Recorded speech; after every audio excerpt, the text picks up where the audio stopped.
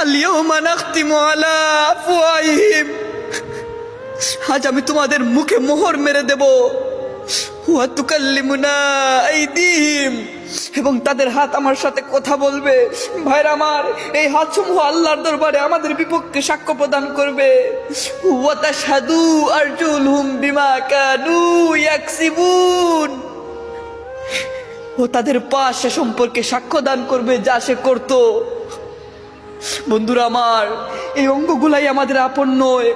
আসুন নফসের দুকায় পড়ে না থেকে রবের দিকে ফিরি, রবের দিকে